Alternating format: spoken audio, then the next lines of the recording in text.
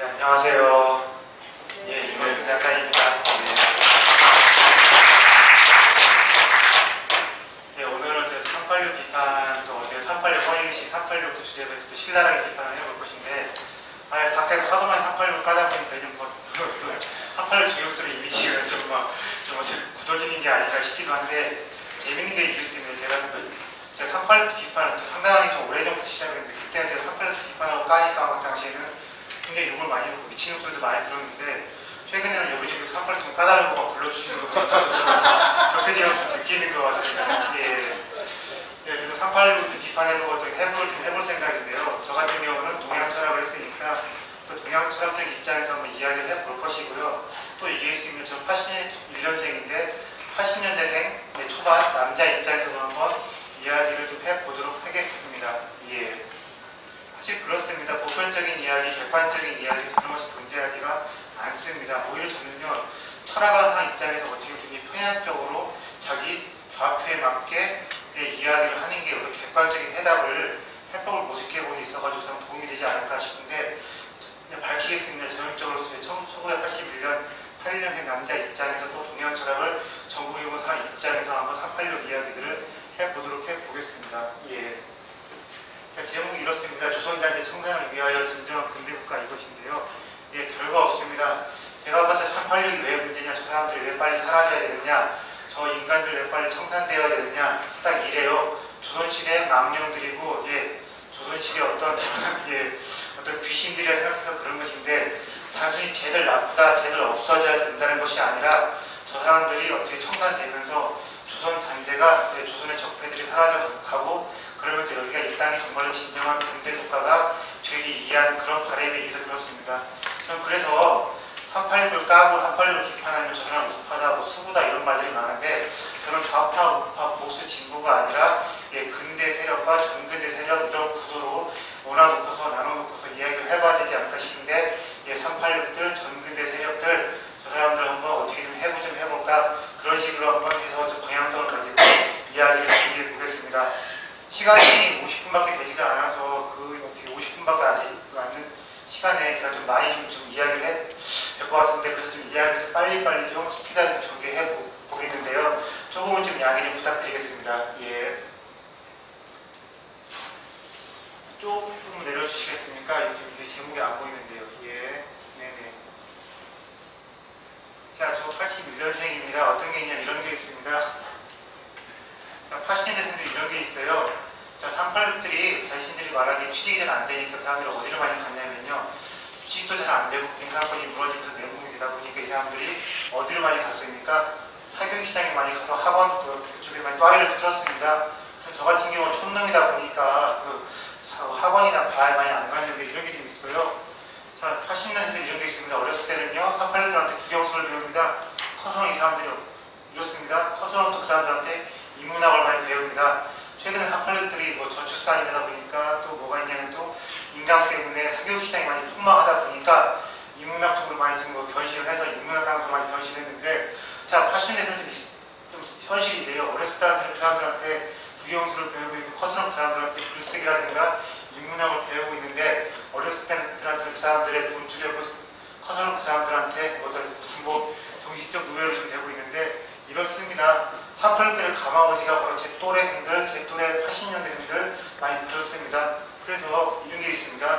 왜 80년대생들이 그 사람들 정치로 많이 지지를 하는가, 또 담론 시장에서 왜 그 사람들 담론을 많이 구매를 하고 또 팬덤으로 기능을 하는가, 별거 없습니다. 어렸을 때 그 사람들한테 국영수 배우고 그 사람들 인문학 배우고 그러다 보니까 계속해서 이랬습니다.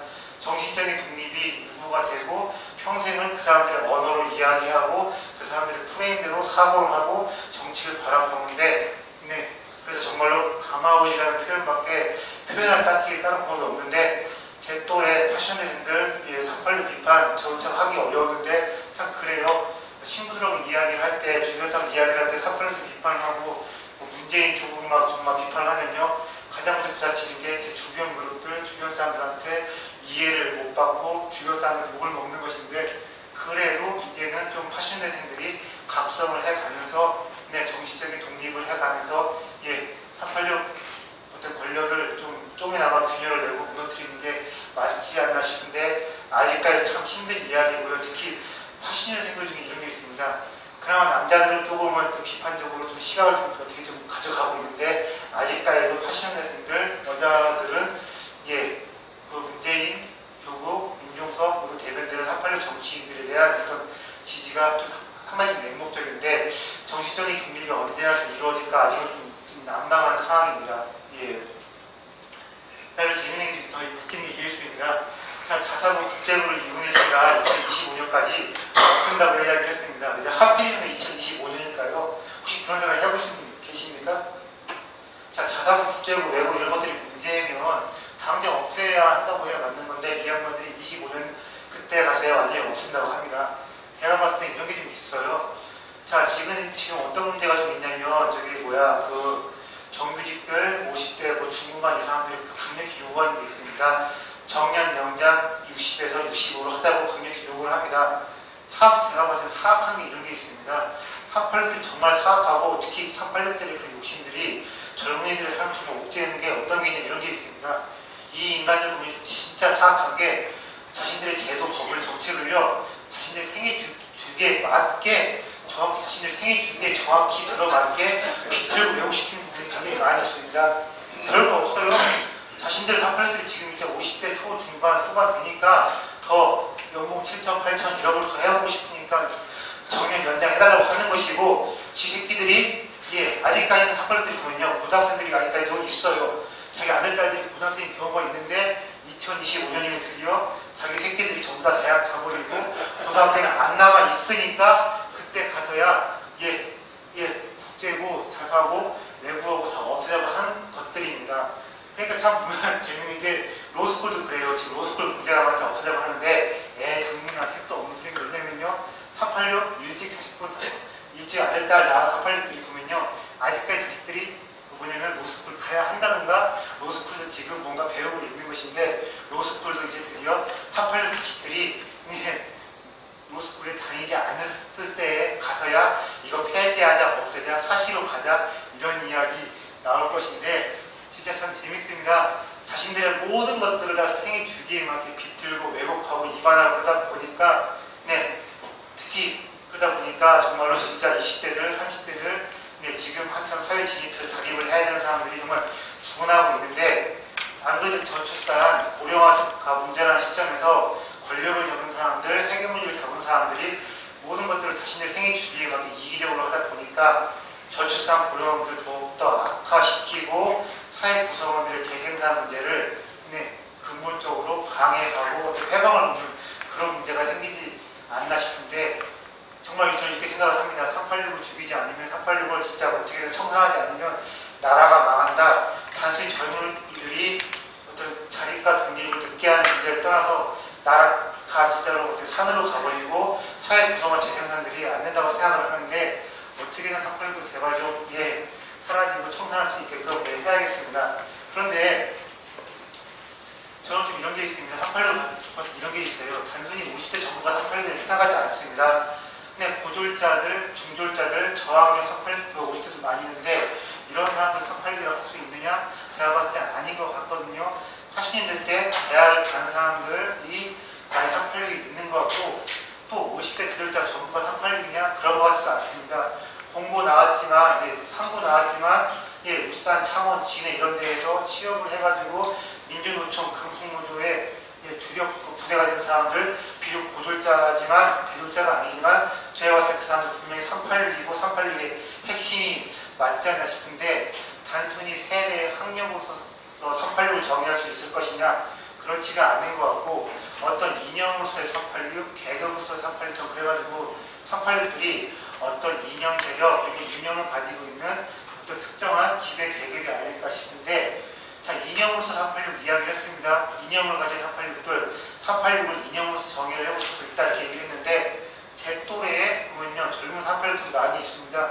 386들의 세계관을 무장을 해서 세계를 보고 있고 정치적인 이야기를 하는 사람들이 많은데 구체적인 실명 적시에 좀 죄송합니다만 한겨레에서 칼럼 쓰고 계시고 서울신문에서 칼럼 쓰고 있는 유영재 판사, 남시은, 박 교수님 이 사람들 보면요 나이가 딱 제 또래 있는다만 전형적으로 386의 세계관을 무장을 해서 단명장에서 이야기를 하고 있고 어떤 팬덤까지 거느리고 있는데 나이는 30대지만 전형적인 제가 봐서 386이라고 볼 수가 있는데 참 20대, 30대 보면 386의 세계관과 쳐다보는 무장한 사람들이 많이 있어가지고 386 천년왕국은 제가 봤을 때 이것은 허황된 꿈이 아니라 생각을 하고 있는데 어떤 이념을 써서 386, 계급을 써서 386 이렇게 접근을 해야 맞지 않나 싶고 50대 정부가 386이라 제가 봤을 때 그렇게 하면 좀 뭔가 핀트가 안 맞고 유효타 정타를 못 날리는 게 아닌가 싶습니다.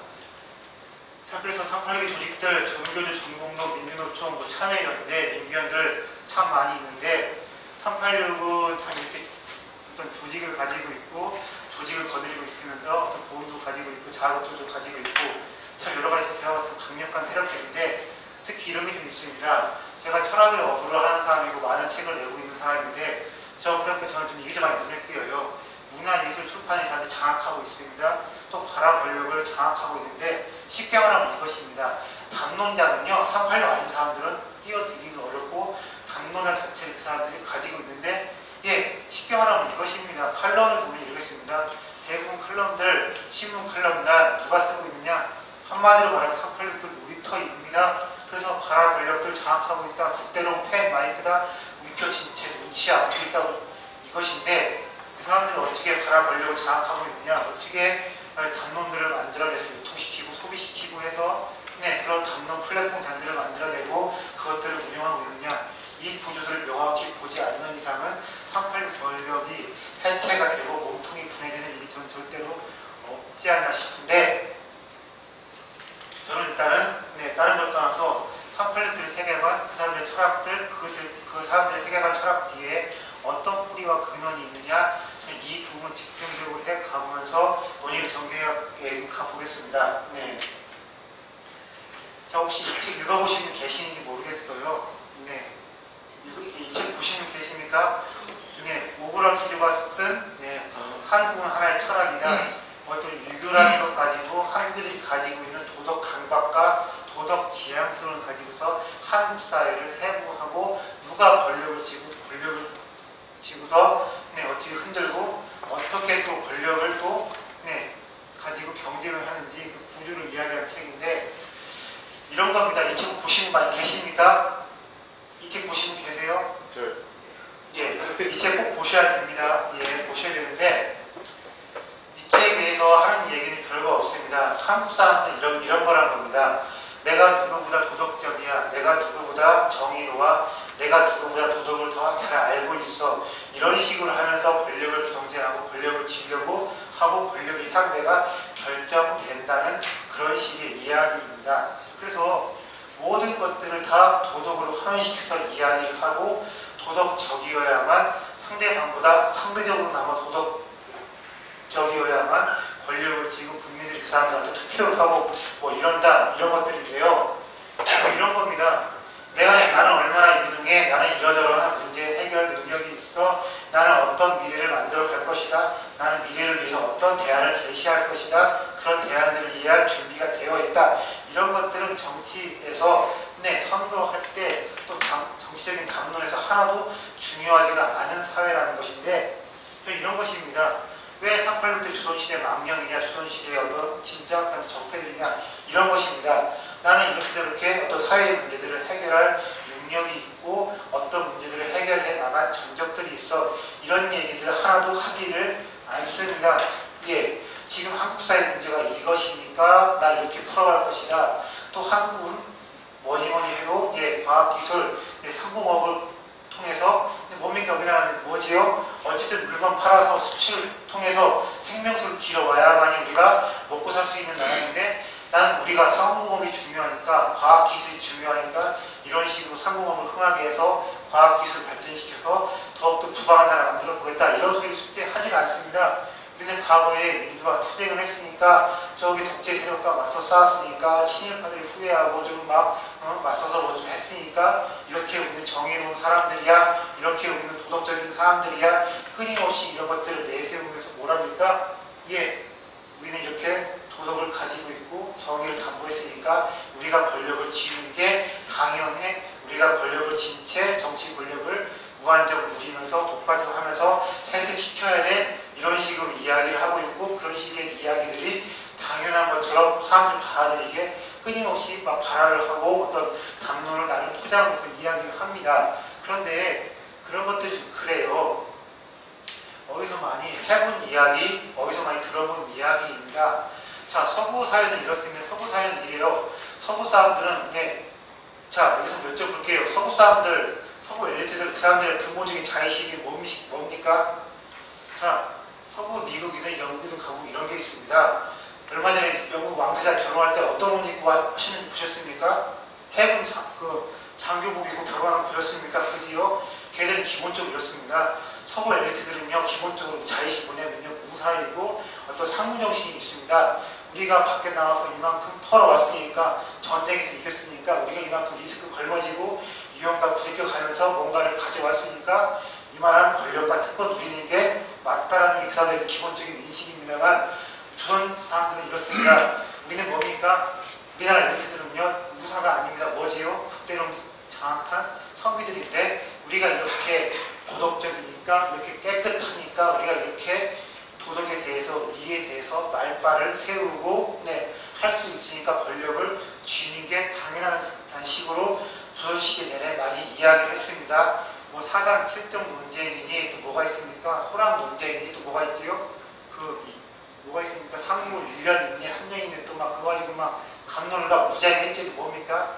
예술 논쟁인데 그걸 통해서 뭐라는 겁니까? 내가 너보다 도덕적이야. 내가 너보다 도덕에 대해서 진리에 대해서 잘 더 알고 있으니까 권력을 쥐고 많은 것들을 누려야 한다는 식의 어떤 경쟁을 한 것인데, 어디서 많이 보았던 그 모습이 지금 전형적으로 386들한테 자신이 민주화 어쩌고 이렇게 내세운 사람들한테 보인다는 것입니다. 자, 그런데 어떻게 생각하세요? 자, 도덕을 가지고서 내가 도덕적이다, 정의롭다, 정의 당론을 너보다 많이 장악하고 있고 알고 있으니까 내가 정치 권력을 쥐는 게 맞다. 어떻게 생각하십니까? 단순히 386도 나쁘다고 하는 것이 아니라 우리가 이제 도덕파리, 정의파리, 투쟁경력파리로 어떤 국민들한테 표를 호소하고 권력을 가져야겠다는 식의 어떤 이야기들, 담론 풀기, 썰 풀기 더 이상 해서는 안 된다는 자아까지 가야 한다고 보는데, 어떻게 생각하시는지 모르겠습니다만, 저는 이제 단순히 386도 나쁘다고 하는 이런 것이 아니라 도덕을 가지고 정의를 가지고 어떤 투쟁 경력 파리, 과거에 내가 뭐뭐 했었다 이런 식의 얘기를 가지고서 더 이상은 우리 국민들한테 표를 달라고 하고 권력을 달라 이런 식으로 가면 안 된다고 보고 있습니다. 그래서 저는 이렇게 생각합니다.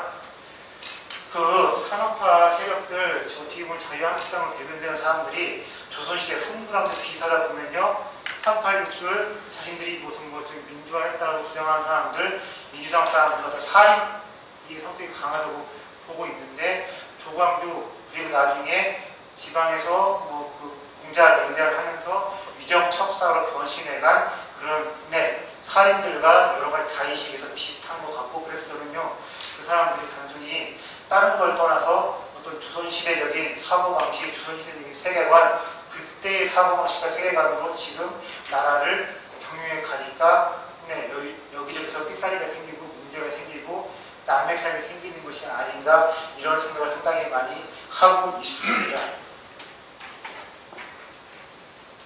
근데 그 사람들이 좀 이런 게 있습니다. 내가 도덕적이다, 내가 선하다, 내가 착하다, 내가 정의롭다. 그 다음에 이런 것이 있어요. 끊임없이 거학이 필요합니다. 군사정권, 미제국주의, 재벌들, 조중동, 이명박근혜, 최근에는 검찰 개혁 때문에 난리를 피고 있는데, 이명박도 감옥에 가고 박근혜도 감옥에 갔습니다. 뭡니까? 새로운 과학이 필요한 겁니다. 새로운 과학이 있고 내가 그 과학에 맞서고 있다, 이런 식으로 하면서 내가 얼마나 도덕적인지, 내가 얼마나 정의로운지 끊임없이 어떤 이야기를 하면서, 그러니까 내가 봐라, 난 이렇게 과학에 맞서고 있다, 난 이렇게 과학에 저항하고 있다, 그러니까 내가 계속해서 권력을 잡고 대접을 받고 끌고 가야 한다는 식으로 이야기를 하는데, 이런 겁니다. 나는 늘 과학과 싸우고 있다, 난 저런 과학을 몰아내려고 하는 사람들이니까 대접받는 게 당연하다는 이런 것인데, 위정 척사적 세계관, 세계를 딱 양분시켜놓고 쟤는 나는 저 사들과 내가 맞서가지고 싸우고 있으니까 내가 해먹어도 좋다, 나한테 이런저런 청구서 보내지 말라, 이런 식의 세계를 가지고 있는데, 저 참 이게 웃기는 듯한 사고가 있는 것 같고 저런 식으로 국정을 끌고 가는 게 맞는가? 자, 정사, 어떤 뭐 독재 세력, 난 민주화 세력, 또 뭐냐, 저는 쟤들은 뭐냐, 또 독재, 나는 반독재 세력, 이런 식으로 세계를 딱 절반으로 나눠놓은 다음에 전형적인 선악 프레임으로 놀아놓고서 어떤 이야기들을 풀고 가고 썰을 하고 싸우고 늘 투쟁 방식으로 세계를 끌고 가는 게 맞는지, 그게 민주주의 사회에 적합한지, 공화국을 끌고 가는 데 있어 가지고 어떤 제대로 된 어떤 정치적인 자세를 볼 수 있는지 저는 전혀 아니라고 생각을 하고 있는데, 그 사람들을 이런 식으로 해가면서 나를 과학과 싸우는 사람들, 때로는 이런 것도 있습니다.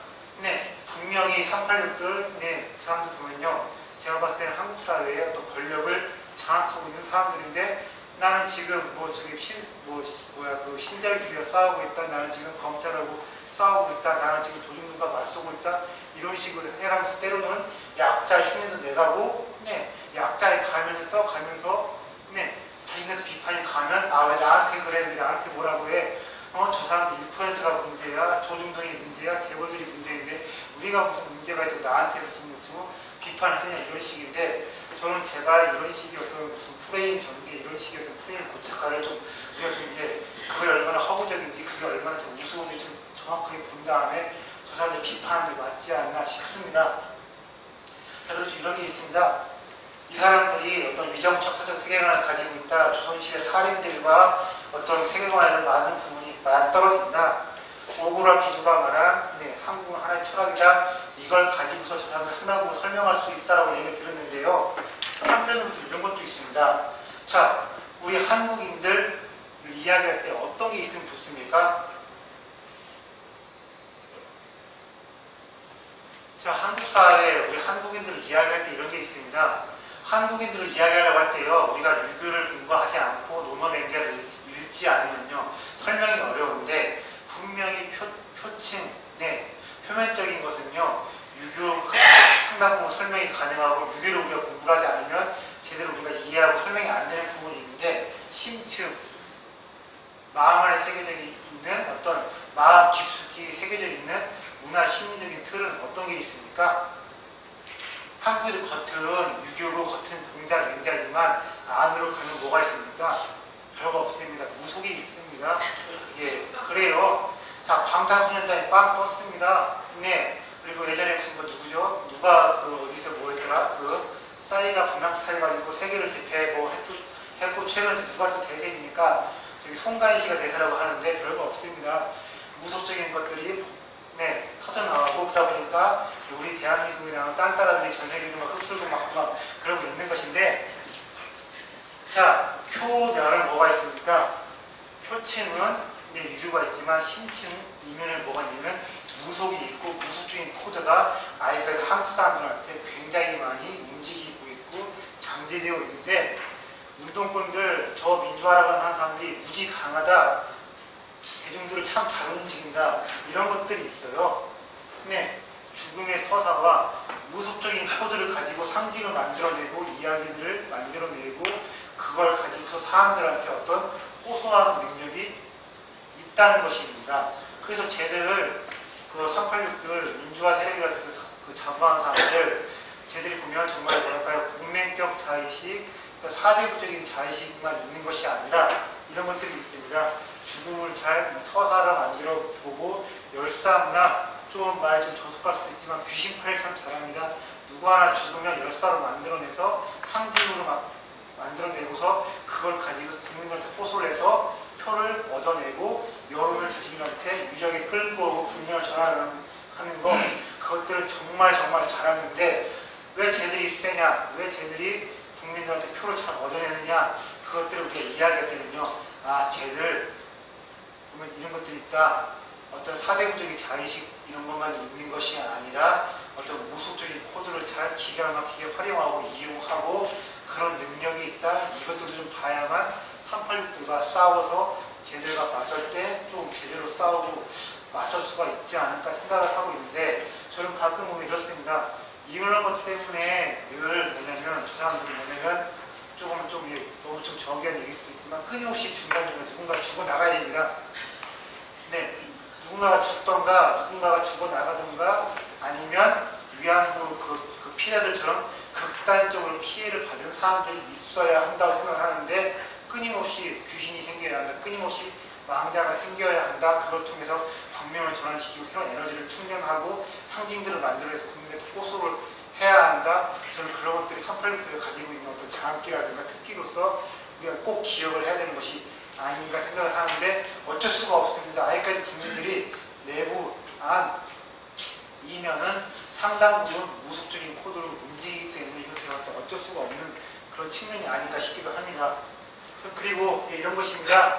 전근대성 앞서 말한 그런 사람들이 조선시대 남령들이다 어떤 부정착사적인 자식을 가지고 있다 이야기를 했는데 더 좀 어떻게 좀 얘기를 해보자면 이런 것입니다. 전근대적인 사람들이다 늘 민주주의를 이야기하고 어쩌고 했지만 끔찍하게도 중세로 돌아가려고 하는 중세를 너무도 좋아하는 사람들이다. 저 이렇게 좀 보고 있는데 늘 세상을 선과 악으로 이분법적으로 논아놓고서는 이야기를 하려고 합니다.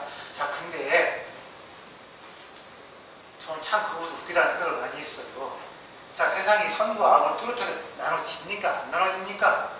선, 악 사이에 회색 지대가 굉장히 넓은 게 세상이고 인간 살인입니다. 그지요? 저는 그 얘기 듣고 진짜 웃었어요. 여기서 막 누가 불러놓고 뭐라고 하니까 임종수 씨가 뭐라고 했냐면요. 부끄럽게 살지 않았대요. 에이, 그게 무슨 소리입니까? 부끄럽게 살지 않았다. 그리고 또 윤동주의 서시를 보면 무슨 얘기 써져 있습니까? 하늘을 우러러보고 한점 부끄러워. 에이, 그런 게 어디 있습니까? 사람이 살다 보면 누구나 부끄러운지 누워있다 보면 입을 킥할지 다 하고 사는 게 인생살이 아닙니까? 그지요? 하늘을 우러러 부끄러움 없다. 그런 거 없어요. 땅만 쳐다봐도 부끄러운 게 투성인 게 인생살이고 맨날 누워있으면 예전에 했던 흑역사를 떠올라가지고 입을 킥할 일 널린 게 바로 인간 세상입니다. 그렇지 않습니까? 다 부끄러운 일 하고 살고 남한테 민폐 끼치고 살고 앞으로도 그러고 사는 게 인간 세상인데 부끄러움 없이 살았다, 부끄러움 없이 살겠다. 오히려 이런 인간들이야말로 진짜 나쁜 짓 많이 했거나 앞으로 할 사람들이에요. 그렇지 않습니까? 쪽팔릴 일 많이 하고 살았고 앞으로도 하겠지만 최대한 내가 주변 사람들한테 내 그릇들한테 짐이 덜 되고 민폐 끼쳐 보겠다. 이런 식으로 다짐하는 사람들이야말로 오히려 점잖은 사람들이고 좋은 사람이고 오히려 착한 사람들 가능성이 큽니다. 생각을 하는데 나는 착하다, 나는 부끄러움 없이 살았다. 너희들은 정말 너희들이야말로 부끄러운 일 많이 하고 살았고 나쁜 사람들이다. 이런 사고방식은 제가 봤을 때는 그렇습니다. 전혀 근대적인 세계관, 사고방식이 아닙니다. 자, 여러분들 근대적인 사고의 기본은 무엇입니까? 나는 군자고 너는 소인이다. 나는 군자고 너희들은 몰입이다. 이게 아닙니다. 나도 소인배, 너도 소인배, 나도 몰입배, 너도 몰입배. 하지만 서로 간에 적당한 거리를 지키고 너도 몰입배, 나도 몰입배이지만 나도 돈이 이쁘지만 너한테 피해 안 끼치고 최소한의 선은 넘지 않겠다. 이것이 바로 무엇입니까? 애덤 스미스가 열었고 마키아벨리가 열어낸 근대 사회의 기본 중에 기본입니다. 나는 착해, 너는 나빠. 나는 군자여, 너는 소인이요. 나는 군자고 너는 몰입이에요. 이런 식의 사고방식은 근대를 부정하고 어떻게 보면 헌법적인 가치의 기본과 핵심을 정면으로 부정하는 것일 수도 있는데 선과 악 늘 이런 식으로 세계를 보고 뭘 개인주의 386들은 개인주의, 개인이 없어요. 늘 집단으로 움직이려고 합니다. 개인의 어떤 이야기를, 개인의 어떤 사고를 제대로 존중하고 개인의 영역과 에리어 보는 사람들이 아닙니다. 그리고 정치와 도덕의 분리를 할지 몰라요. 정치는 정치고 도덕은 도덕이다. 경제와 정치도 분리할지 모르는데 마키아벨리가 처음으로 뭡니까? 정치를 도덕에서 구해냈습니다. 그 다음에 누가 또 나섰습니까? 애덤 스미스가 나서가지고 또 경제를 누구한테서 또 분리시킨 겁니까? 정치에게서 분리시킨 것입니다. 자, 정치는 정치고 도덕은 도덕이다. 또 경제는 경제고 정치는 정치다. 경제만의 영역이 있고 도덕만의 영역이 있다. 이런 것들을 조금도 모릅니다. 정치를 통해서 어떤 도덕적인 어떤 이념이 숭고한 것들이 어떤 관철이 되어야 되고 현실화되어야 한다. 그리고 도덕을 아는 우리가, 정의를 지는 우리가 정치를 통해서 경제를 관할해 나가야 하고 하나하나 간섭을 해야 한다. 이런 식의 사고를 가지고 끊임없이 그것이 맞다고 생각을 하는데, 그것은 제가 봤을 때 근대를 조금도 모르고 근대가 무엇인지 조금도 공부 안 해봤고 고민을 안 해본 사람들이라고 생각할 수밖에 없습니다. 그리고 설계주의가 있어요. 우리가 생각하는 대로, 우리가 그린 대로 세상이 나아가고 내일이 열리고 우리가 구상한 대로 일목요연하게 세상이 움직이고 돌아가야 한다는 사고방식을 가지고 있는데, 그것도 역시 근대를 부정하는 끔찍한 정근대적인 사고입니다. 여러분들, 근대가 무엇입니까? 내 설계대로 소수 엘리트가 생각한 대로 움직이는 게 근대가 아니에요. 각자가 내일을 생각하고 각자가 나의 진로를 정하고 각자가 맞게 내일을 꿈꾸면서 불확실하지만 열린 미래가 다가오는 게 바로 무엇입니까? 뼈 빠지게 공부해서 의대 가고 사법시험 준비하고 서울대 간 사람들보다 공부 한자 안 했지만 유튜브에 통해서 한 달에 1억씩 벌고 그런 사람들이 공부 열심히 하는 사람들한테 현자타임 불러일으키고 어떤 자괴감을 주는 게 자본주의 시장 경제며 진정한 근대입니다. 그렇지 않습니까? 불확실하지만 열려있는 미래가 다가오는 게 바로 근대인데, 그 꼴을 도저히 못 보겠다. 그러면 그 사람은 끔찍한 전근대성을 가진 괴물이라고 볼 수 있는데, 386들의 실체와 본질이 이러합니다. 자, 반사제주의다, 비설계주의다, 어떤 정량적으로 세계를 파악하고 수학적으로 세계를 볼 수가 있어야 한다. 도덕을 가지고 정치를 함부로 재단하면 안 된다. 이런 것들 백날 얘기해줘봤자 우리 독경의 사람들이 바로 그 사람들인데, 젊었을 때 사회과학 서적 무지하게 읽었다고 자랑은 하지만 근대성에 대한 몰이에 전근대적인 사고방식을 가지고 있고, 또 진짜 웃긴 게 이렇습니다. 그 사람들이 얘기를 하나하나 들여다보면 개인의 영역을 지우려고 하고 자신들이 하나하나 다 간섭하려고 하고 시장에서 선택받는 것이 아니라 우리가 스스로 다 만들어가겠다 이렇게 얘기를 하는데, 하나하나 이야기하는 걸 다 꼬집어 보면요, 중세로 돌아가자, 조선시대로 컴백하자 이런 것들인데, 자신들은 그런 움직임들을 끊임없이 진보라고 이야기합니다. 아니, 후진기어 넣고 있는데 이것이 어떻게 진보이고 좌파인지 모르겠어요. 아니, 후진기어 넣는 게 진보입니까? 예? 그게 어떻게 진보일지 모르겠는데, 앞으로 나아가는 거, 조금이나마 생산성을 높여가는 거, 조금이나마 과학적인 합리성을 높여가는 것, 이런 것들이 진정한 진보이고, 개인의 영역들을 지켜가고 정권이 바뀌어도 침해할 수 없는 개인과 시장의 영역들을 단단히 하는 게 진정한 진보이고 근대가 아닐까 싶은데, 그놈들은 늘 뒤로 가고 국가와 개인의 영역에 끼어드는 게 진보라고 얘기를 하는데, 진짜 유사 진보, 유사 좌파에서 문제가 아닌가, 그런 생각들을 많이 하고 있습니다. 자, 그리고 진짜 이런 데 이야기 해보고 싶습니다. 동양 철학자로서 어떤 해도 될 그건지 모르겠습니다만, 제가 80년대 생으로서, 그리고 제가 아직은 39입니다. 좀 봐주십시오. 아직까지 청년이라서 좀 봐주세요. 내일 모레면 많으니까 그때 되면 이런 소리 안 하겠습니다. 네. 며칠이야? 오늘 21일이니까 제가 40일 동안 아직까지도 청년 행사를 할 수가 있습니다. 좀 봐주십시오. 제가 젊은 사람으로서 이런 얘기를 하고 싶었는데요. 젊은이들은 반드시 386 이야기할 때 이런 얘기를 해야 됩니다. 자, 구의역에서 김군이 왜 죽었느냐? 또 김영균 씨가 끔찍하게 왜 죽었느냐? 누구 때문에 죽었고, 어떤 그 구조적인 문제 때문에, 어떤 구조적인 모순 때문에 그 사람들이 정말 개죽음 당했느냐? 저 이런 게 좀 보고 싶어요. 노동시장의 이중성, 비정규직 문제가 왜 생겼느냐? 2030들이 왜 빨리 자립을 못하느냐? 2030들이 왜 주변부 노동시장에서 전전해야 하느냐? 비정규직으로서, 하청으로서, 중소기업에서 왜 제대로 된 임금 못 받아가면서 일을 해야 되느냐? 별거 없습니다. 민주노총, 금속노조, 386의 핵심이 민주노총 때문에 386 노조의 특권과 386 정규직들의 기득권과 지대 때문에 2030들이 끊임없이 죽어나가야 되고, 일한 만큼 못 받아야 되고, 주변부 노동시장에서 전전긍긍 해야 하는 것인데, 진짜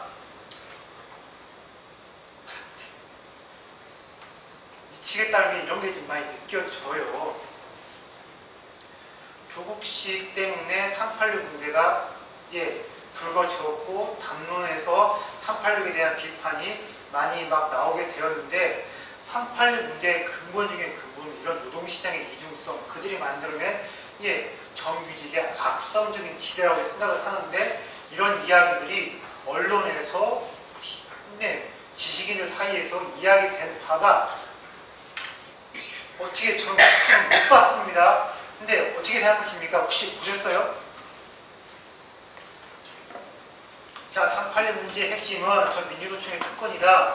정규직들 말도 안 되는 지대다. 이런 이야기들이 조국 사태 이후에 언론지상에서 지식인들 사이에서 불거져 나왔습니까? 안 나왔습니까? 저는 조금도 안 나왔다고 생각을 하는데 386의 문제 진짜 핵심과 근본은 정규직들의 특권이다. 386을 해체하고 제대로 청산하고 싶으면 누군가 민주노총과 싸워야 되고 386들과 싸우겠다는 정치인이 나온다 그러면 준비된 386 도살자가 나와서 나는 이렇게 민주노총과 싸우겠다. 정규직 특권과 맞서가지고 해체를 하겠다. 저 철밥통들 내가 싹 깨버리겠다. 저는 이게 맞다고 생각을 하는데 아직까지 제가 봤을 때 386 문제 가지고서 386 문제 관련해서 이런 식으로 이야기가 나오고 이런 식으로 이야기가 흘러가는 걸 제가 본 적이 없습니다. 하지만 반드시 386 문제를 이야기할 때 언론에서 떠들어댈 때 386 문제 가지고 지식인들이 막 썰을 풀 때 더 이상 도저히 안 된다. 민주노총, 정규직 특권, 금속노조 또 지금 철도노조 파업하고 난리인데 이거 좌시했다가는 내 새끼들, 우리 아들, 딸들 우리 2030들 자리 못할 것이며 끊임없이 김영구 씨처럼 구의역 사고가 날 수밖에 없다는 식으로 절박하게 분명히 이야기를 해야 한다 생각을 합니다. 근데 기가 막혀요. 당론시장에 있는 기자님들, 언론사분들 또 당론시장을 누가 장악하고 있습니까? 거기도 386들이 많이 있어요. 왜냐면 지식인들이 뻔합니다. 교수들이 있다 보니까 교수는 대부분 또 386들이 왜냐면 그때도 교수들이 쉬웠으니까. 근데 이게 있어요. 기자들 아들딸내미, 교수들 아들딸내미는 김윤규 씨처럼 구의역 사고 김군처럼 정규직들 때문에 험하고 죽어나야 되는 일자리 갈 일이 없다고 생각하니까 내 새끼들 일이 아니라고 생각하는 거니까 이런 식으로 애매한 건지 모르겠는데 더 이상 진짜 안 된다. 386 문제의 핵심은 민주노총이다. 금속노조다. 정규직들의 특권이다. 이런 것들하고 좀 분명히 얘기를 하고 그것과 싸우겠다고 결의를 보이고 결기를 세우는 사람들이 정치인들, 지식인들 분명히 나와야 한다고 저는 생각을 합니다. 이거 위험한 얘기일 수도 있지만 하지만 분명히 누군가는 해야 하는 문제라고 생각하고 있고 이것과 정면으로 분명히 맞서서 싸우겠다는 투지 불태워야 할 시점이 전 되었다고 생각을 합니다. 참 기가 막힌 게 지나친 정규직 특권, 너무 또 따스한 공공시장의 부분들, 지나친 공무원들에 대한 특혜와 연금들 보면요. 한국 사회 모순들이 보면 남유럽 사회, 스페인, 포르투갈, 이탈리아, 프랑스와 상당히 유사한 부분들이 상당히 있고 그러니까 한국 사회의 이런 모순들을 이야기할 때 1대 99 미국 사회적인 모순들을 백날 이야기해봤자 안 돼요. 근데 우리나라 지식인들이란 놈들은 툭하면 미국 사회들 1대 99 미국 사회적인 그걸 가지고서 이야기를 하는데 더 이상 안 된다?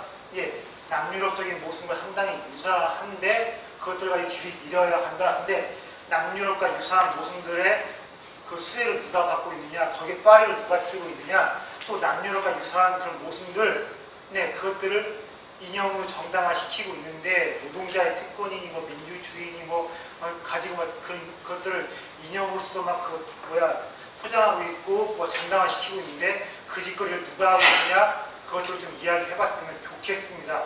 저는 사실 안 가봐서 모르는데 가신 분들이 이런 얘기 많이 합니다. 스페인이나 포르투갈, 이탈리아 가면요 2030 남자애들이나 여자들이 어떻게 하고 있냐 한참 이해야 될 애들이 동네에서 어떻게 하고 있냐면요 놀고 있답니다. 거기서 자치기를 하고 있는지 부딪히기를 하고 있는지 딱지를 치는지 모르겠지만 옛날 그 10대 애들 동네 양아치들이 무슨 그 불다리에서 노는 것처럼 한참 이래야 될 애들이 2030 애들이 동네에서 그 문양으로 시간 보내고 있다는데 우리도 더 이상은 이제 정규직 특권, 민주노총의 문제들하고 좀 안 싸우면 내 새끼들이 그러고서 갈 수도 있다는 생각을 좀 했으면 좋겠습니다. 여기서 좀 얘기 좀 해볼게요. 정말 좋은 사회란 무엇입니까? 우리가 만들어가야 될 사회란 무엇입니까? 별거 없습니다. 노인들이 품위 있게 늙어갈 수가 있고 청년들이 빠르게 자립할 수 있어야 그것이 정말로 좋은 사회고 격이 있는 사회라고 볼 수 있는데, 근데 지나치게 386 특권 때문에 정규직들의 욕심 때문에 내 새끼들이 2030들이 자립할 수가 없다. 그러면 그 문제와 분명히 저는 싸워야 한다고 생각을 합니다. 자, 그리고 이런 이야기를 던져보고 싶어요. 궁극적인 문제들, 누가 정치를 해야 되느냐? 386이 정치를 하면 안 된다. 그러면 누가 대안 세력으로 나서야 되느냐? 그리고 386들의 세계관들 진짜 후지다. 386들의 사고와 정신, 그 세계가 정말로 진짜 정말 정근대적이다. 그러면 대안이 될 정치 세력과 대안이 될 인사들은 어떤 세계관, 어떤 상식을 가지고서 무장을 하고 덤벼야 되느냐, 이런 질문들을 해봐야 될 것 같고요. 또 이런 생각 좀 해봐야 될 것 같습니다.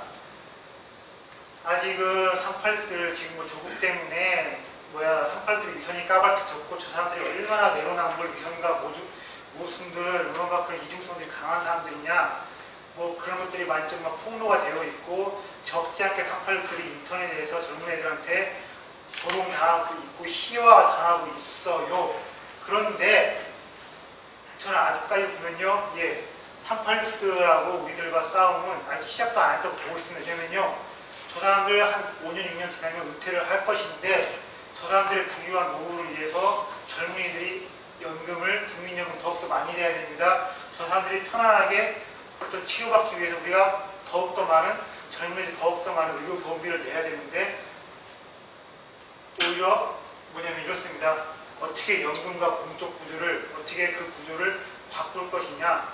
근데 386들이 이제 나이 먹어가고 슬슬 이제 중년이 끝나가니까 더욱더 이런 모순이 심해질 것 같은데, 저는 그래서 아직까지 386들과 싸우고 시작도 안 했다. 연금과 공적 구조를 고쳐나가는 문제에 그거 시작 안 했으면 386들과 전쟁을 시작도 안 했다고 보고 있는데, 어떻게 연금과 공적 구조를 좀 바꿀 것이냐. 그리고 이런 이야기 하고 싶습니다. 지식시장은 지식 담론을 잘 386들이 장악하고 있는데, 어떻게 반 386, 그러니까 386이 아닌 사람들이 어떻게 지식들을 만들어내서 유통시키고 소비를 할 것이고 이런 플랫폼들을 만들어낼 것인지, 386 아닌 사람들을 어떻게 담론장에서 담론장을 형성하고 썰들을 만들어내서 책들을 만들어내서 국민들한테 출판시장에서 유통을 시킬 것인지, 비386 지식인데 반 386 담론의 장, 아직까지 386들이 왜냐면 386들이 지식의 장과 담론의 장을 늘 장악했고 거의가 그 사람들을 모니터했는데, 이제는 386 아닌 사람들이 지식과 담론을 어떻게 만들어가고 그런 지식을 유통시키는 플랫폼들을 구축해 나갈 것인지 차근차근 논의를 해봐야 될 것 같고요. 또 여기서 좀 더 위험한 얘기일 수도 있는데 이 얘기 좀 해볼게요. 잠깐만 해보겠습니다. 한인의 김정의 영화 나왔습니다. 제가 봤을 때 이런 것입니다. 자, 이런 겁니다. 6년 전에 박근혜 당선 몇 년 한 뒤에 뭐가 나왔냐, 국제시장의 영화가 나왔습니다. 그리고 또 386들이 정권을 잡으니까 무슨 영화 나왔습니까? 1987이라는 영화가 나왔습니다. 별거 없어요. 국제시장 1987, 그 다음에 8년생 김지영입니다.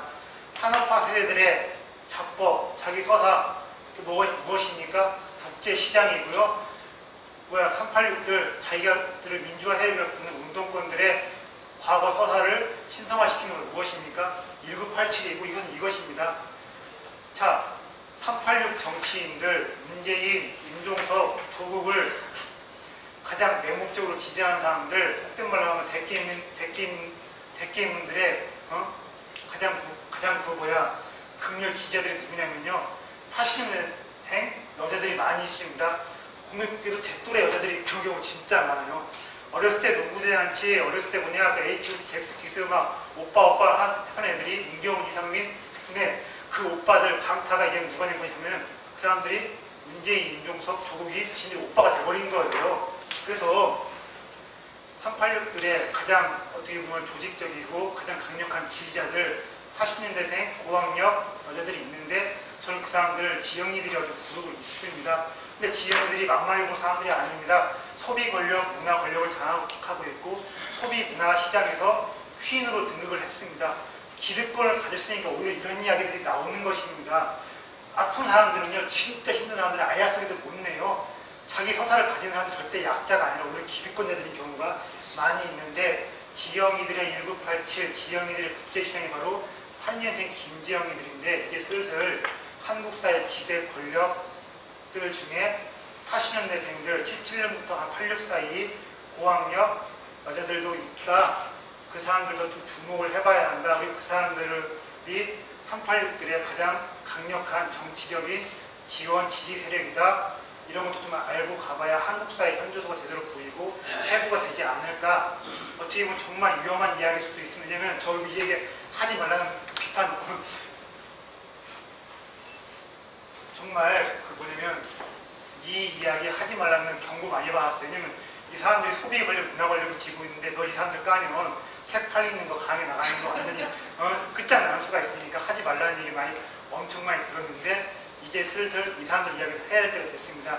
영심이 77년생입니다. 예, 영심이 무엇입니까? 80년대 초반 나와보면요, 그 하류 인생들이 분투기가 많았는데 어느 날부터 뭐가 나오냐면 77년생, 예, 영심이 이상구 이거 있습니다. 이 만화에서 나온 이야기인데, 딸이 셋인데 둘째 딸입니다. 아파트 사는 중산층 딸내미입니다. 자기 욕망에 눈을 떠가는 그 여자들이 생겼는데, 자기 욕망, 자기 인생, 자아실현 정말 중요한 것입니다. 그거 나쁜 거 아닙니다만, 그것만 생각을 한 나머지 건강한 자기 책임, 어떤 건강한 어떤 주인된 이런 것들에 대해서는 아무걸 제대로 고민 안 해본 사람들이 성장을 해 나가면서 영심이가 커서 82년생 김지영이가 된 것이에요. 이 사람들이 자기 연면의 공동체로 거듭 태어났고, 이제는 386의 가장 핵심적인 지지 부대가 되었는데, 이 사람들도 한국 사회에 대한 뭐냐면 기득권이다, 한국 사회 지배 권력의 한 축이다, 이런 것들을 좀 보아야만이 한국 사회가 지금 정치 지형이 제대로 읽히는 게 아닌가, 그런 생각이 들고 있습니다. 그래서 얼마나 386들이 후진 사람들인가, 그 사람들 얼마나 정근대적인 사람들인가, 그 사람들의 세계관, 그 사람들의 사고에는 어떤 조선적인 것이 있다, 또 그 사람들 굉장히 그 무속적인 코드를 잘 이용한다고 말씀드렸는데, 여기 지영이 영심 이야기까지 해가면서 오늘 좀 썰 푸는 거 386 비판 여기까지 해보도록 하겠습니다. 감사합니다. 10분 정도 말씀해 주시고 마겠습니다. 네, 방금 소개받은 주복식입니다. 네, 저는 이제 386 세대와 87 체제라는 주제로 좀 간단하게 말씀드릴 겁니다. 386 세대에 대한 이제 비판이 담론 시장에서 본격적으로 유통이 된다고 봅니다. 그런 담론 지역에서 좀 몇 가지 간과되고 있는 점을 저는 말씀드리고자 합니다. 첫 번째, 이제 386 세대는 87 체제의 소유자라는 대목에 대해서 말씀을 드리고자 합니다. 386 세대가 현재처럼 막강한 영향력을 행사하게 된 것은 87 체제의 성립으로 인한 것입니다. 즉, 386 세대야말로 87 체제의 주인공이자 소유권을 가진 집단이다, 이렇게 말씀드릴 수 있습니다. 그래서 왜 이런 말씀드리냐면, 87 체제의 본질을 알아야 386 패권의 문제점을 우리가 제대로 이해할 수 있다, 그런 말씀을 드리고 싶은 겁니다. 그럼 87 체제는 어떤 체제라고 말할 수가 있느냐? 좌파의 정치적 승리를 우파가 정치공학적으로 저지해낸 결과물이 87 체제다, 저는 그렇게 봅니다. 좌파의 87 체제가에서 좌파의 어떤 정치 투쟁이라는 건 뭘 말하냐면은 직선제 개헌 투쟁이었지 않습니까? 거기서 사실은 좌파가 승리한 거거든요. 그 직선제 개헌 투쟁의 승리를 얻어낸 건데, 그걸 우파가 뭘로 막아냈냐면은 6.29 선언이라는 정략으로 저지해냈습니다. 그래서 우파가 정치 권력과 경제적 주도권 등 실물 권력을 지켜낸 결과가 87년 체제다, 그렇게 볼 수 있을 것 같습니다. 그래서 87년 체제 초반에는 우파가 대한민국의 주류의 위치를 유지할 수 있었습니다. 그 권력을 좌파의 정책 승리에도 불구하고 우파가 권력을 완전히 뺏기지는 않았다는 겁니다. 하지만 이 우파가 유지했던 정치 권력과 주류의 위치는 매우 취약했습니다. 왜냐하면 정치적 승리라는 것은 결국 다른 모든 분야의 정당성과 명분을 좌우하는 그런 위력을 갖고 있기 때문이거든요. 이 위력은 이 상징 자산의 힘에서 나온다고 봐야 됩니다. 상징 자산이라는 말을 이제 여러 가지 의미로 해석할 수가 있는데, 일단은 좌파가 가진 상징 자산이 주로 대표적인 게 어떤 거냐면은 5.18 그리고 80년대 민주화 운동, 인물로 보자면은 김대중, 노무현 이런 그 좌파의 정치적 영웅들이라고 말할 수 있습니다. 이런 사람들이 일종의 상징 자산 역할을 하는 겁니다. 이 상징 자산이 어떤 역할을 하냐면은 정치 세력의 도덕적 명분 그리고 정당성을 긴 설명 없이 대중들이 직관적으로 받아들일 수 있게 만들어주는 역할을 하는 겁니다. 이 정치 세력이라는 게 자기가 어떤 가치를 가지고 있고 어떻게 정당화하는 것을 일일이 설명하기는 어렵거든요, 사람들에게. 그런데 이 상징 자산을 가지고 있으면 대중들이 직관적으로 저 정치 세력은 어떤 가치를 가지고 있고 뭘 추구하는가, 어때서 왜 정당성을 가지고 있는 걸 직관적으로 긴 설명 없이 받아들일 수 있게 된다는 겁니다. 이 87 체제는 좌파가 자신들의 정치적 상징 자산을 가지고 승리할 수 있었던, 그리고 확보했던 그런 체제라고 볼 수 있을 것 같습니다. 이렇게 자신의 정당성을 복잡한 설명 없이도 대중이 받아들이도록 만든 세력이 우리는 뭐라고 부르느냐, 사회적으로 그랬는데 성공한 세력을 바로 주류 세력이라고 부릅니다. 실은 지금 현재 대한민국은 바로 이 주류 세력이 완전히 교체된 상황이라고 볼 수가 있습니다. 아마 10여 년 전 또는 그 이전 시대에는 우파가 그 빨갱 이야기를 하고 반공 이야기를 하면 사람들이 직관적으로 그냥 무슨 말인지 이해를 합니다. 지금은 이런 이야기 하면 굉장히 복잡한 설명이 필요합니다. 이게 우파가 주류의 위치에서 밀려났다는 이야기입니다. 옛날 같으면은 굉장히 힘들게 설명해야 했을 좌파의 어젠다. 이들이 지금 이야기하면은, 그러니까 뭐 친북적인 이야기를 해도 사람들이 그러려니 하고 받아들입니다. 찬성하냐 반대하냐 하는 건 무관합니다. 결국 이게 이 상징 자산의 힘이고, 이것에서 좌파가 주류에 위치에 올라섰고, 그게 바로 87 체제다 하는 것을 좀 말씀드리고 싶습니다. 87 체제는 바로 이 주류가 386으로 교체된 사건이다, 이렇게 볼 수 있을 것 같습니다. 실제로 우리나라 우파 정당이나 정치인들이 내세우는 사회 경제적 어젠다를 보면은 좌파의 색깔이 굉장히 강합니다. 그러니까 우파 정당 소속이고 자기는 우파 정치인이라고 이야기하는데 말하는 데 들어오면은 실제로는 굉장히 좌파적입니다. 대표적인 게 노동, 인권, 페미니즘, 복지, 다음으로는 거의 좌파의 어젠다를 그대로 가져다 쓰고 있다, 그러기도 말씀드릴 수 있을 것 같습니다. 이것도 역시 좌파가 정책 승리와 상징 자산의 이 좌파의 정책 승리와 상징 자산의 위력을 보여주는 현상이라고 생각합니다. 이 상징 자산, 아까 처음에 이제 좌파의 정책 승리를 우파가 정치 공학적으로 막아낸 게 87 체제라고 그랬지만, 바로 그런 데서 좌파의 상징 자산이 주로 위력을 발휘하는 분야가 문화 분야죠. 문화 분야, 이런 분야, 그러니까 소위 말해서 실물 권력이 아닌 분야에서 좌파 영향력이 계속 확대되어 왔고, 이게 최종적으로 완전히 뒤집어진 것이 바로 이 탄핵과 문재인의 집권이라고 생각을 합니다.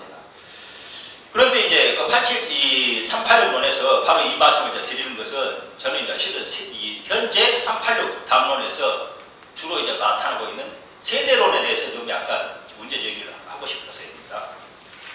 이제 386의 상징 자산은 좌파, 아까 제가 상징 자산 말씀을 드렸습니다만, 좌파 그리고 종북 친중 세력의 정치적 헤게모니를 확대 강화하는 무기라고 말씀드릴 수 있습니다. 87 체제의 승리 이후에 반일 반미 정서가 극대화되고 종북 친중 세력이 점차 영향력을 확대해 왔습니다. 지금 얼마 전에 이영훈 교수가 이영훈 교수나 친출자들이 반일 종족주의 책을 냈는데, 그 책에서는 그런 이야기를 명시적으로 하지 않고 있습니다만, 그 책을 유심하게 보신 분이라면은 그걸 아실 수 있을 것 같아요. 우리나라에서 반일 정서, 어떤 운동이라는 것이 본격적으로 조직화되고 확대된 것이 87년 체제 이후라는 것을 보시면 알 수가 있습니다. 그 외에도 여러 가지 사례가 많습니다. 반일뿐만 아니라 87 체제 이후에 이 좌파의 어떤 어젠다나 그 활동이 폭발적으로 증가하고 강화되고 있다는 것을 우리가 알 수가 있습니다. 아까 조선 잔재 이야기도 나왔습니다.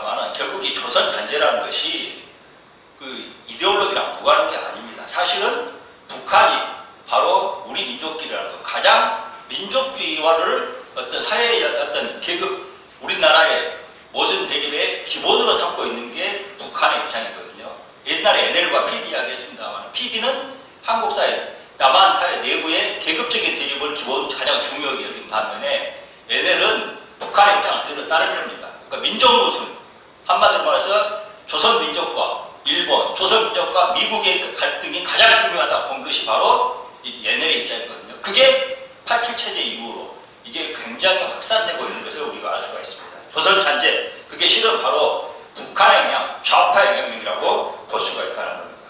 저는 사실 대한민국에서 해방 이후, 특히 그 6.25 전쟁 이후에 이 소위 말해서 반체제 운동은 북한의 영향력 없이는 이 도무지 이어올 수 없다. 저는 그렇게 보는 편입니다. 네, 현재 그런데 이제 386 담론은 이 세대론의 성격이 굉장히 강합니다. 세대론. 그런데 그 어느 시대나 세대론은 본질적으로 포퓰리즘입니다. 그 대깨문 일당, 지금 현재 세대론 386을 세대론으로 좀 접근하는 건 사실 그 대깨문 문재인 지지자들의 이 포퓰리즘에 대한 1차원적인 대응의 성격이 강합니다. 뭐 그것 자체를 부인하고 부정할 수는 없지만 좀 더 적나라하게 이야기하면 악을 악으로 덮는 그런 접근이라는 것입니다. 이런 방식으로는 문제를 절대 해결할 수 없습니다. 세대로는 어느 시대 어느 사회를 막론하고 다 적용 가능한 논리이거든요. 어느 시대나 세대로 이야기하면 다 먹혀듭니다. 386이 아니더라도 100년 전에도 그랬고 옛날에 뭐 이집트에서도 요즘 젊은 놈들은 싸가지가 없다 하는 이야기가 나온다고 그러지 않습니까? 세대론이 어느 시대나 적용 가능한 이야기는 사실은 어느 시대나 하나하나 이야기다 하는 이야기가 똑같은 이야기거든요. 그래서 세대론은 87체제에 대한 논란의 불씨를 지폈다는 의미는 있지만 이것이 이념 논쟁으로 발전하지 못하면 이 386 문제를 성묘화하는 그런 폐해를 끼칠 것이라고 봅니다. 이 세대론의 폐해를 가장 단적으로 보여주는 것이 어설픈 청년 대망론 그리고 문가리론 같은 것입니다. 386 세대의 문제를 강조하다 보니까 90년대 학번 그리고 그 이하 80년대 출생자들에게 대한 기대가 과대 포장되곤 합니다. 하지만 지금 문재인 정권 지지율이 가장 높은 연령대가 40대라는 게 우리 다 통계로 나타나고 있지 않습니까? 심지어 386 세대보다도 386에 대한 지지율이 높은 게 이 40대 애들입니다. 그래서 40대들을 보고 말 그대로 386의 노예, 뭐 그냥 뭐 식민지라고까지 이야기하고 뭐 마름이란 말까지도 나오고 그럽니다만은 이게 지금 그 세대론으로 문제를 접근할 수가 없다는 걸 보여주는 거거든요. 그리고 저도 사실은 저는 386보다 한 세대 위인 저는 70년대 학번입니다만은 70년대 학번들도 사실은 이 386들에게 거의 종속된 학번이라고 볼 수가 있습니다. 이 좀 이런 문제 세대론으로 접근하다 보니까 뭐 청년 한자 따지게 되죠. 그러다 보니까 나이 어린 것을 무기 삼아서 무조건 특혜를 달라는, 특히 정치권에서 뭐 그냥 청년들에게 공천 특혜를 달라는 이런 말도 안 되는 황당한 소리도 많이 나오게 되거든요. 제가 좀 약간 기분 나쁜 이야기일 수도 있지만 감히 단언을 하나 해보겠습니다. 386 미워하는 분들에게는 기분 나쁠 이야기겠지만은 90년대 학번 이하 세대는 그러니까 386보다 후배들 이 세대는 정치적 역량이라는 점에서 보자면은 386의 발뒤꿈치도 따라가지 못합니다. 이건 확실한 사실입니다. 왜 그러냐? 386은 젊은 시절에 국가, 사회와 공동체를 위해서 자신의 목숨을 거는 결단을 했던 사람들이 많습니다. 지금 30, 40대 가운데 그런 경험을 해본 사람이 있습니까? 물론 그런 기회조차도 없었다고 말하는 게 맞겠지만 어쨌든 정치적 역량이라는 점에서 그 양적, 질적 측면에서 386 후배 세대들은 386의 100분의 1도 안 된다고 저는 생각합니다. 바로 그런 측면 때문에 386의 문제를 세대의 극복이라는 명제에서도 보면 안 된다는 겁니다. 세대로 바라보면 386 세대 자체를 극복하는 점에서도 필패다. 반드시 패배한다. 그렇게 본다는 겁니다. 결국 386 문제가 세대가 아니라 좌파의 문제, 이념적인 문제로 접근해야 한다 말씀을 드리는 건데요. 그러면 이 좌파 헤게모니를 어떻게 극복할 것인가?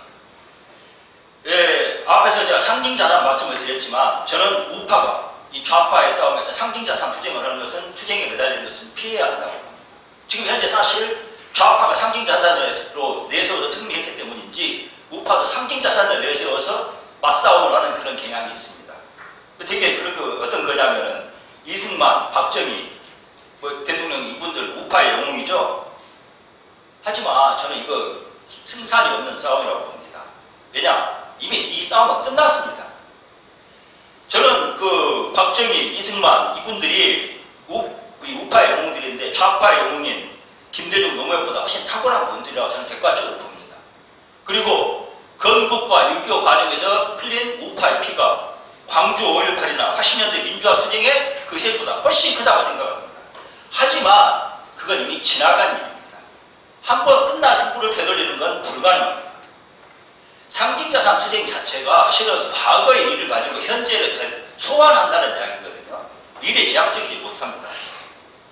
그 투쟁 자체가 좌파의 그런 방식으로 우파가 싸운다는 자체가 우파가 자기 패배를 인정하고 한수 접고 들어간다는 이야기입니다. 또한 이 과거 정책 상징자산을 둘러싼 투쟁 자체가 한국 사회가 실은 제대로 된 상징자산을 갖고 있지 못하다는 그런 증거이기도 합니다. 그러면 우파가 어떻게 싸워야 되는가? 좌파가 저는 그렇게 이야기를 합니다. 우파는 경제개발 등 모든 걸 다 했는데 딱 하나 하지 않은 게 있습니다. 대한민국에서. 그건 정치를 하지 않았습니다. 이건 무슨 일단 이야기를 하면 굉장히 길어집니다만 하여튼 그것까지만 말씀드리겠습니다. 그런데 좌파는 다른 거 하나도 하지 않았어요. 정치만 했습니다. 정책적인 거. 그 결과가 현재입니다. 정치적으로 좌파가 승리해가지고 모든 것을 장악하게 된 게 87체제입니다. 그런데 좌파가 이렇게 우파에 대해서 정치적으로 승리하긴 했지만 한 가지 치명적인 약점을 갖고 있습니다. 그게 뭐냐? 좌파의 정치는 시민단체 중심이고 정당 중심이 아닙니다. 한마디로 이 음모론적이고 투명하지 못한 그런 절차에 근거한 그 정치가 좌파 정치의 특징이라는 겁니다. 사실은 좌파 정치는 어떤 정치냐? 아까 아침에 발표에 임건순 선생님 발표에도 나왔습니다만 민문연, 참여연대, 전교도, 민변 이런 사람들이 정치를 하고 있는 겁니다. 투명하지 못합니다. 하지만 현대 정치의 핵심은 그거 정당 정치거든요. 우리나라 좌우파는 모두 제대로 된 정당 정치를 실천해 본 적이 없습니다. 앞으로 이 문제는 이제 새로 시작입니다. 우파가 좌파를 이기는 가장 근본적으로 이기는 방법 그리고 실은 가장 빠른 방법은 제대로 된 정당 정치를 실현하는 것이다. 저는 그렇게 봅니다. 이 문제에 대해서는 별도의 논의가 필요하겠지만 오늘은 여기까지 문제 제기를 통해서 마치겠습니다. 감사합니다. 네, 오늘 시간도 짧은 것 같습니다. 더 많은 말씀